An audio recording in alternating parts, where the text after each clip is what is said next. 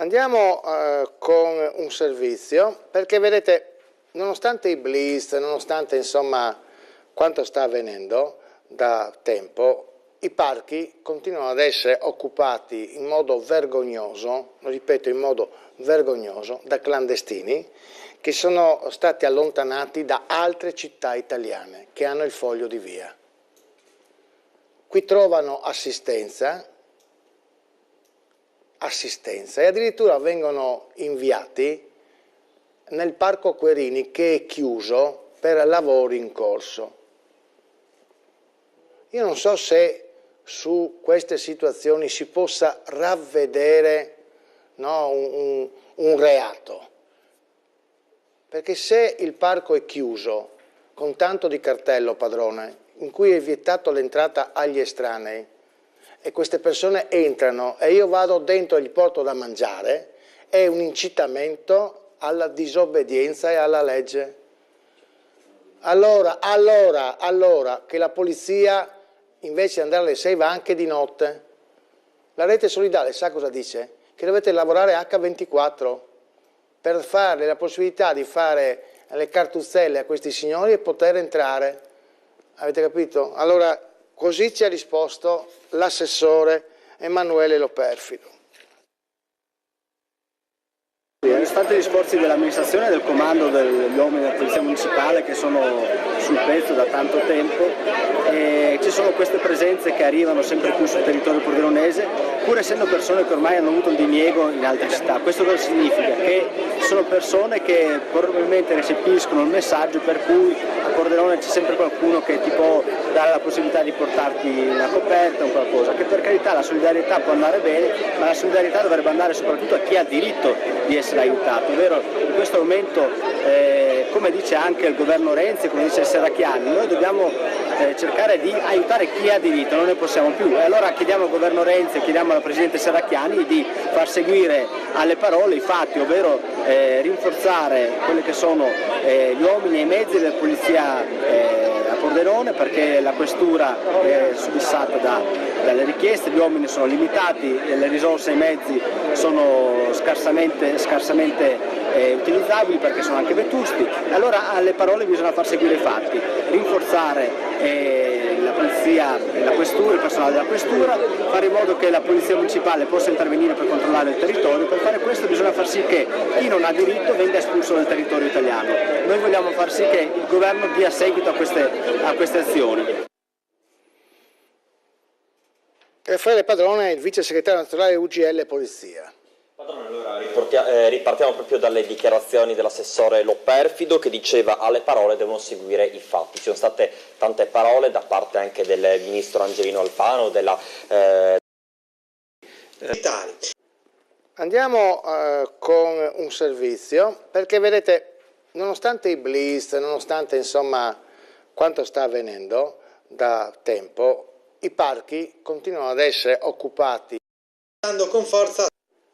Andiamo con un servizio, perché vedete, nonostante i blitz, nonostante insomma quanto sta avvenendo da tempo, i parchi continuano ad essere occupati in modo vergognoso, lo ripeto, in modo vergognoso, da clandestini che sono stati allontanati da altre città italiane che hanno il foglio di via. Qui trovano assistenza e addirittura vengono inviati nel Parco Querini, che è chiuso per lavori in corso.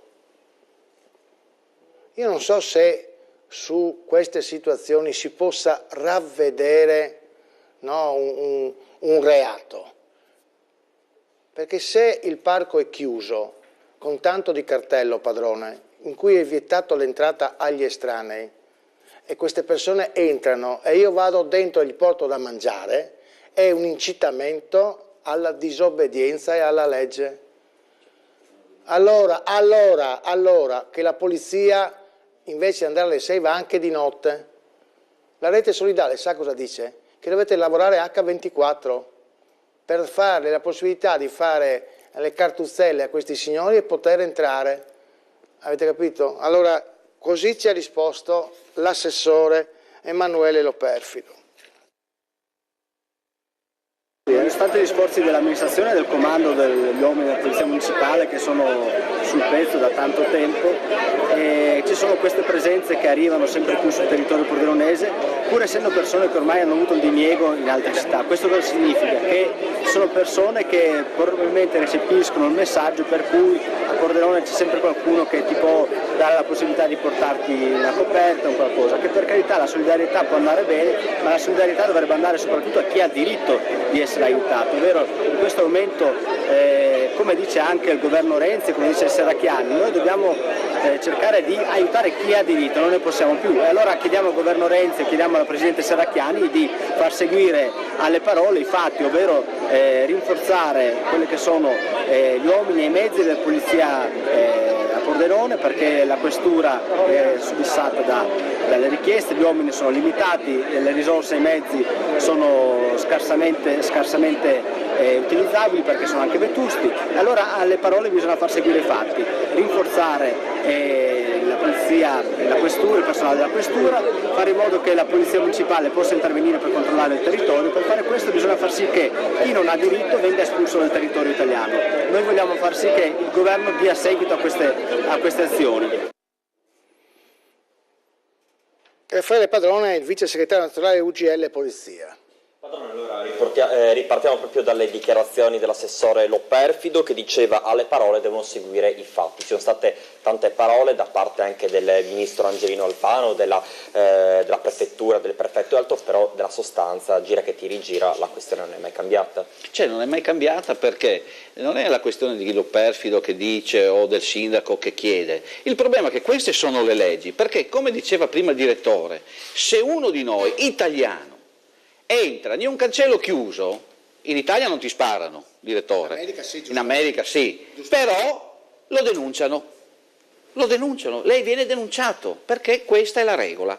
La regola è, secondo voi, vale per tutti la legge quando l'altro giorno, con tutto il dispendio di forze, di energie e di soldi che paghiamo noi contribuenti, anch'io pago, anche lei e tutti quanti, bene, esce uno dal carcere a Pordenone, reato di violenza sessuale, un extracomunitario, bene, abbiamo dovuto prendere 2 persone, portarli a Venezia, quindi spendere soldi, aereo, Roma, aereo, Brindisi. 4 giorni ho perso 2 persone, ma non è quello, è la questione che non si poteva mandare via, rimpatriare questo soggetto perché è richiedente ausili. Allora non lamentatevi se domani troverete allora cosa facciamo? Facciamo le strade, perché questo è incitamento alla violenza, perché se la legge non permette che uno che ha usato violenza sessuale venga rispedito a casa sua, è richiedente asilo, ma non me ne può fregare di meno. Non lamentatevi se un domani la testa calda incomincia a far fuori qualcuno di questi, perché questo allora vuol dire incitare alla violenza. Quindi, e i politici devono capire. È questo il problema, non chiedete al sindaco, chiede, attenzione a chiedere, perché gli uomini sono quelli, l'ho già detto, ho già chiesto un incontro col sindaco, ma non risponde al telefono. No, non è che non risponde, ma le leggi sono queste, non è neanche il sindaco che può modificare, attenzione, non è che il sindaco può modificare le leggi, direttore. Ecco, questo è, però bisogna dire al sindaco con queste sono... Il sindaco ha potere prima di tutto, con ordinanze e tutto, che voi dovete far rispettare. Esatto. Punto. E a capo. Facciamo insieme cosa, direttore? Insieme. Mancano uomini a loro, ma il questore ha chiesto 85.000 volte, è la politica. Abbiamo la Serracchiani in regione, che è il numero 2 in questo governo, bene, che pensassi alla regione Friuli Venezia Giulia, Pordenone tolta dai prossimi movimenti. Arrivederci. Bene. Brexit ed immigrazione clandestina, questa sera era a carico. Brexit ed immigrazione, si vede che domani deve lavorare. Brexit ed immigrazione clandestina, la ricetta dell'Europarlamento.